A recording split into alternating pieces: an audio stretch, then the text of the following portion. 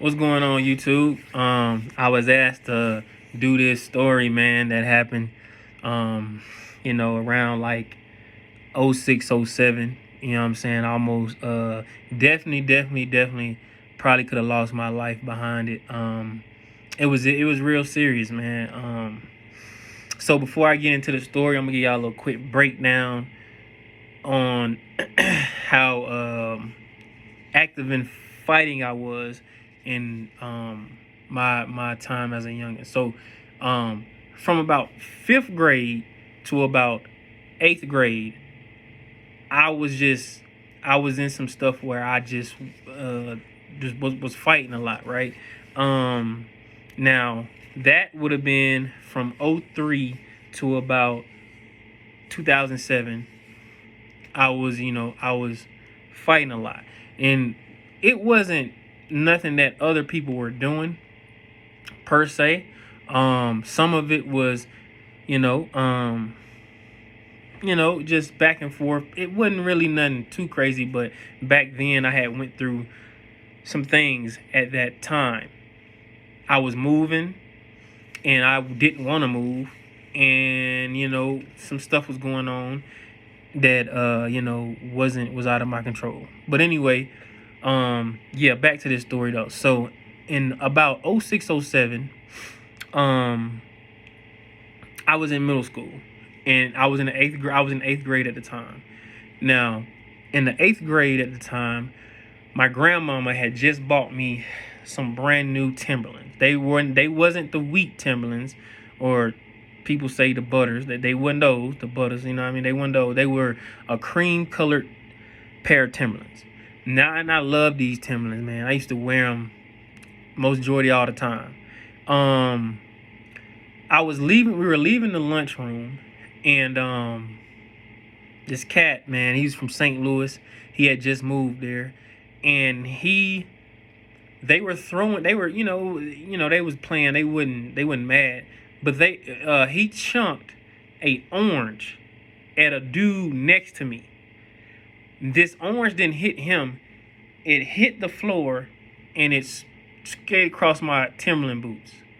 And boy, I was mad. I was hot because my grandmama bought me those, and I was mad. So I told him, I said, "Hey, man, you gonna have to come see me out of school for doing that." And I was serious. I was dead serious. Cause one thing about me back then, I didn't play nothing about. When it came down to Miss Maddie Mae Howard, I didn't play the radio with her. If you did something to Celie Bell Cleveland, my dad's mom, or Maddie Mae Howard Gant, my mom's mom, and you said something out the way, that's an automatic me taking off. We were gonna fight. That was gonna happen.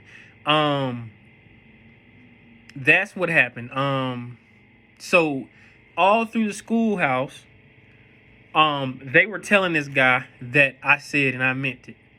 And the reason people were telling that guy that is because I'm gonna tell you, that's another story for another time. But that summer before eighth grade year, I had just put hands on another guy from another state, and that wasn't even my business.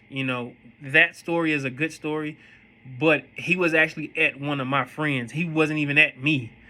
And he was pushing up on him. You know what I mean? He was pushing on him. He was trying to walk away, and I looked at it like, well, man, you ain't even from here. You gonna put your hands on one of my friends? But that's another story from another time. Now this story, they were, everybody was talking about it, and at that time, if you went to middle school, at around that time, and you lived on like kind of sort of on the south and on the east part of Edenton, you were walking to school. Yeah, because I had to walk to school, and to get to school, I had to walk down Bad Boy Drive, and up, down Bad Boy Drive, made a left on Pond Street, and I was either gonna go up through the projects and walk through the projects, or I was gonna keep straight and walk through the other projects, hit the railroad track, and then go to middle school. But anyway, yeah, that's what happened. They were telling him all this and that, and then here it is. We about to get out of school, so I'm already knowing what's about to happen. So now, um, before we get out of school, one of his classmates was like, bro, don't do it. I was like, what you mean? He said, don't do it, bro. He said, man, I mean, I'm gonna tell you, man. I'm just gonna let you know. He said that, man, that man went. It might not have been that day. It might have been another day. But he said, man, that man went straight to the pawn shop right across the middle school and bought a pistol. Yes, he did. I don't know if he bought the pistol or somebody bought it. And I'm wondering, like, how he even afford that anyway.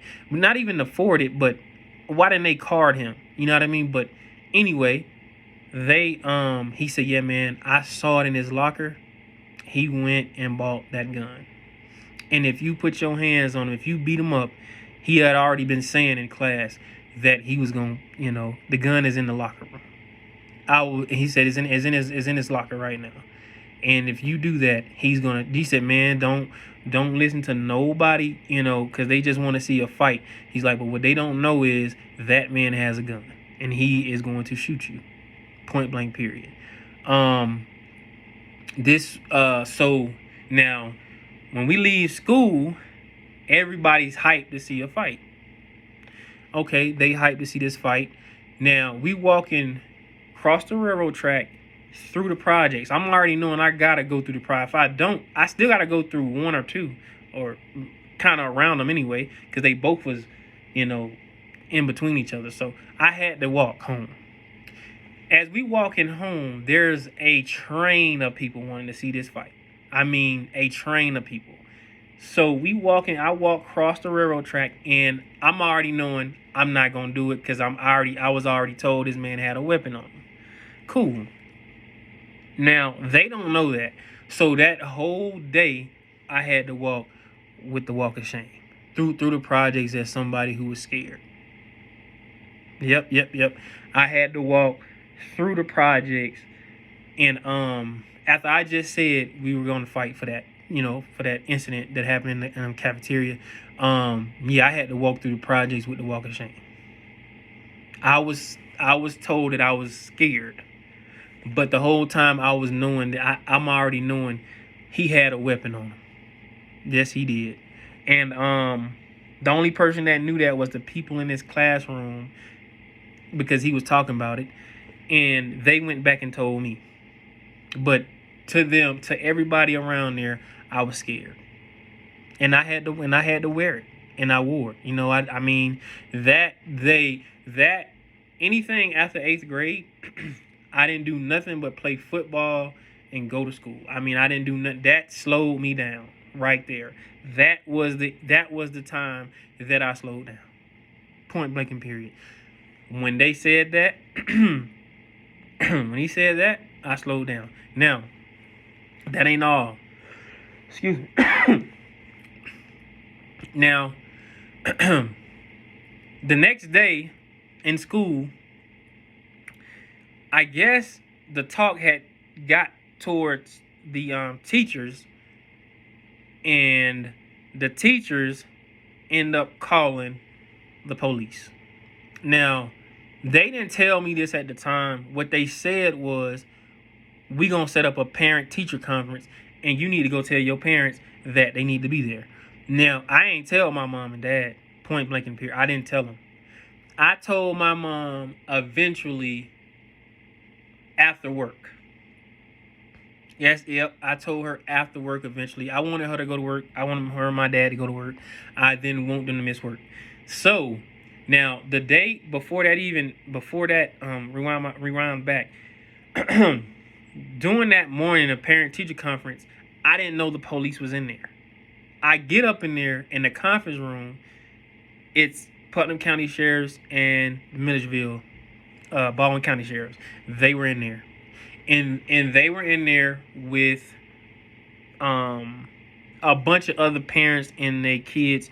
I guess they were, they I don't know how they get put into it. I do not recall how, but I know it was other people and their parents in there. And I will not air nobody out. No, I will not. I ain't doing that. This is just strictly about me. That's something that I ain't doing. Now, I don't remember the parent teacher conference. I don't remember. I don't remember none of that. Now, after that happened, um, because my mom didn't show up, because I'm knowing why she didn't, because I didn't tell her. End of the day, my mom ended up coming and meeting. At the time, it was our principal was Miss Brown at the time, and she met with Miss Brown, and she said, "Hey man, your son." It was said that a certain individual was about to, had a gun and he was going to do this and that and this, that, and the third. And my mom was mad. She was livid. Her and when my father found out, he was hot too.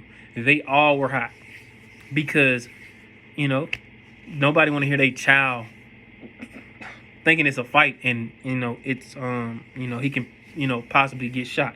So that's what happened with that situation. I mean, that's just what it was. And it eventually, it stayed with me for a long time. And that was a lesson that it was like, man, just, use your, I don't know, your put your anger somewhere else. You know what I mean? I played football all the way up until 9th grade. And then I stopped. 9th and 10th, I didn't do anything because of that situation there had me a little paranoid.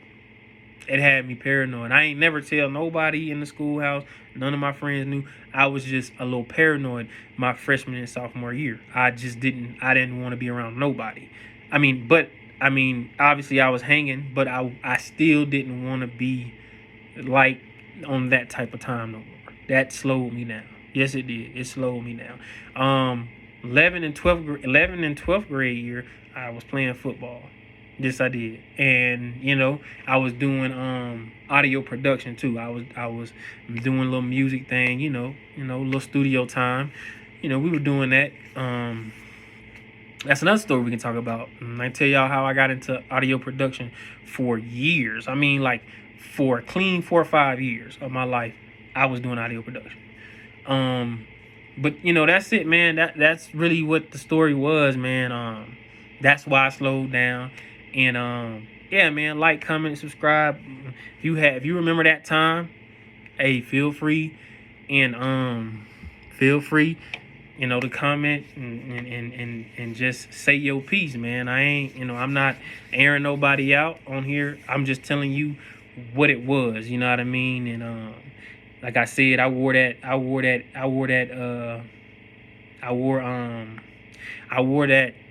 on my shoulders and my sleeve, and didn't do anything else as far as